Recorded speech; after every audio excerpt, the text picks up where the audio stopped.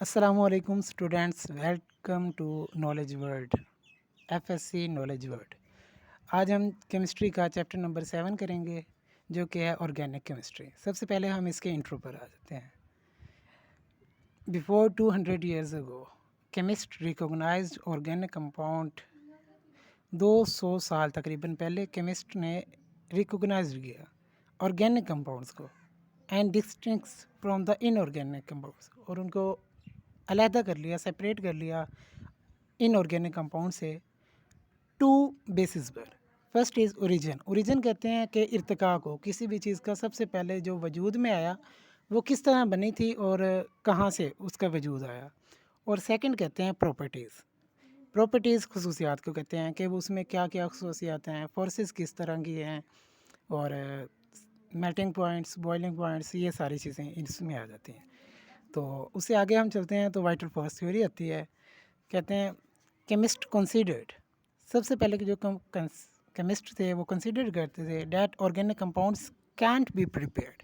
Organic compounds को prepared नहीं किया जा सकता, तैयार नहीं किया from the inorganic compounds, so it's called the vital force theory. तो सिंपली वाइटल फोर्स थ्योरी हमें ये बताती है कि ऑर्गेनिक कंपाउंड्स को इनऑर्गेनिक कंपाउंड से सेपरेट नहीं किया जा सकता या बनाया नहीं जा सकता। एक्चुअली सबसे पहले जो केमिस्ट थे उन्होंने ये कहा था कि जो ऑर्गेनिक कंपाउंड्स होते हैं ना, वो तमाम के तमाम लिविंग थिंग्स पर मुश्तमिल होते हैं, जबकि इनऑर्गेनिक कंपाउंड्स होते हैं तो इन और वो नॉन लिविंग थिंग्स से आते हैं। बट इसके बाद जब सबसे पहले एक केमिस्ट आए, उसके बाद फ्रेडरिक वूलर, फर्स्ट केमिस्ट, वो रिजेक्टेड वाइटल फोर्स, उसने ना वाइटल फोर्स थ्योरी को रिजेक्ट कर दिया। तो उसने वाइटल फोर्स थ्योरी को रिजेक्ट किया and he obtained urea from the ammonium cyanide.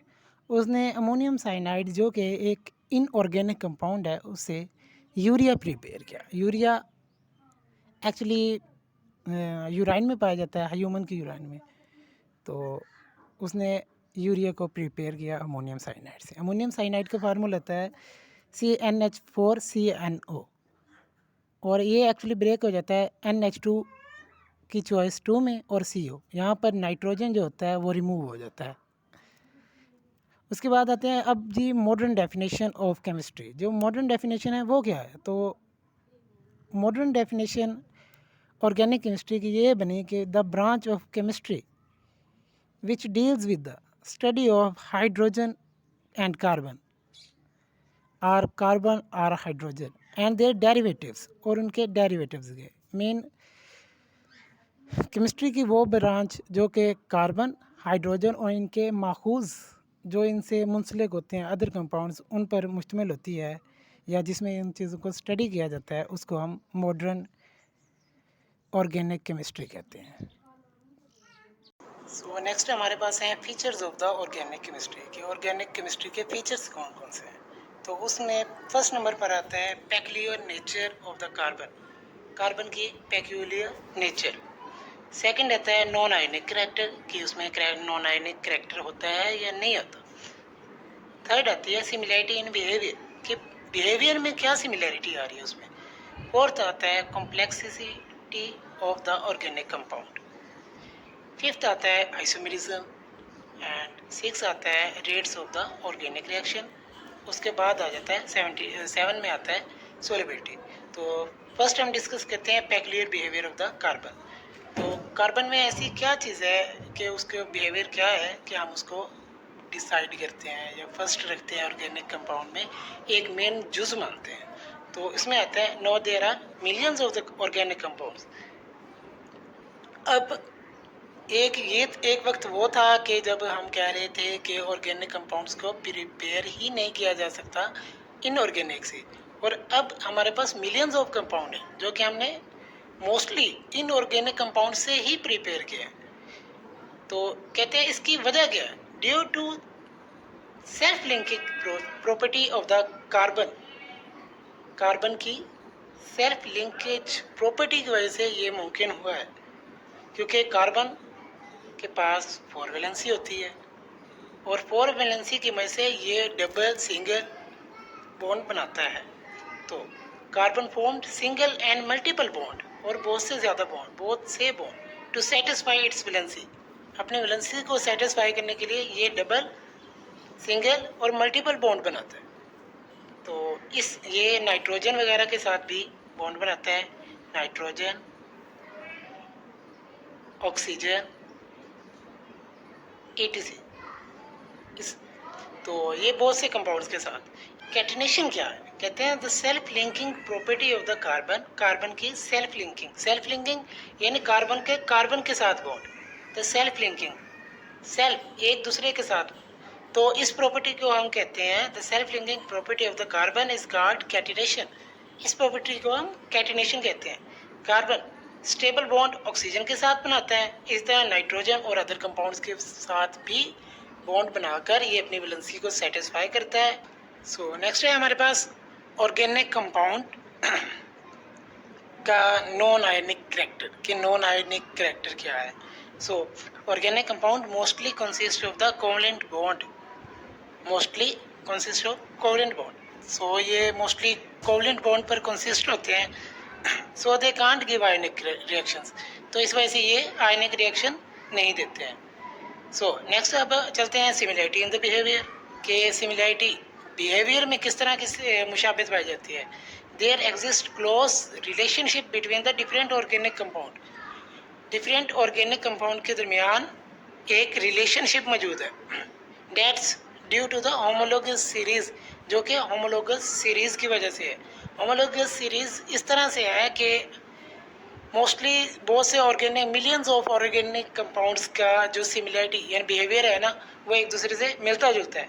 तो इस तरह हम एक कंपाउंड ऐसा ले लेते हैं जिसमें मोस्टली सिमिलरिटी पाई जा रही होती है मिलियंस ऑफ कंपाउंड्स की, तो हम उसी कंपाउंड की स्टडी करते हैं, और उन कंपाउंड्स की स्टडी करने की वजह से हमें दूसरों की स्टडी नहीं करनी पड़ती, हमारे लिए इजी हो जाता है। सो नेक्स्ट वही चीज़ ये अब आगे बता रहा है कि similarity in the behaviour has reduced, behaviour में मुशाबत ने कमी कर दी है। The study of millions of the compounds, millions of organic compound की स्टडी को to only few homologous series, सिर्फ हम कुछ होमोलोगस सीरीज को स्टडी कर लेते हैं, जिसकी वजह से हमें मिलियंस ऑफ कंपाउंड्स की स्टडी करना नहीं पड़ता। तो नेक्स्ट आता है complexity. Organic compounds are large and structurally more complex. Organic compounds जो हैं ये बहुत ज़्यादा लार्ज हैं और स्ट्रक्चरली कम्प्लेक्स, बहुत ज़्यादा कम्प्लेक्स पेचीदा है बड़े। Such as formula of starch has formula C6H10O5 into and the several thousand protein has very complex structure having molecular masses ranging from 1000 to millions। जो प्रोटीन है ये बहुत ही ज़्यादा पेचीदा स्ट्रक्चर रखती है, हैविंग मोलिकुलर मासेस रखती है, ranking from the 1000 to millions, और 1000 से मिलियंस तक इसके मोलिकुलर मासेस जाते हैं। तो इस तरह ये सबसे ज़्यादा पेचीदा स्ट्रक्चर रखती है। फिर आते हैं हमारे पास आइसोमरिज्म, के आइसोमरिज्म क्या है। आइसोमरिज्म वो compounds having same molecular formula same but structural formula different होता है। इस फिनोमेना को हम कहते हैं आइसोमेरिज्म। फिर आता है रेट ऑफ द रिएक्शंस, के रेट ऑफ द रिएक्शन क्या है। तो उसमें है ऑर्गेनिक कंपाउंड्स के रेट्स क्या होते हैं। Slow rate of the reaction, इसके ऑर्गेनिक कंपाउंड्स के rates of the reaction slow है due to nature rate of reaction. Rate of reaction क्या है कि slow rates of the reactions, organic compounds के रेट ऑफ रिएक्शन स्लो है due to the molecular nature, उनकी molecular nature की वजह से की हीट्स बहुत ज़्यादा स्लो होती है और रिएक्शंस भी बहुत ज़्यादा स्लो प्रोसेस होते हैं, कंप्लीट होते हैं।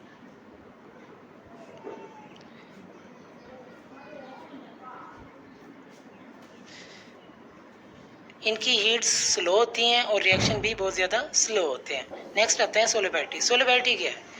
इनसोल्युबल के ऑर्गेनिक कंपाउंड्स की सोलबिलिटी क्या है, कहाँ ये सोल्व होते हैं, कहाँ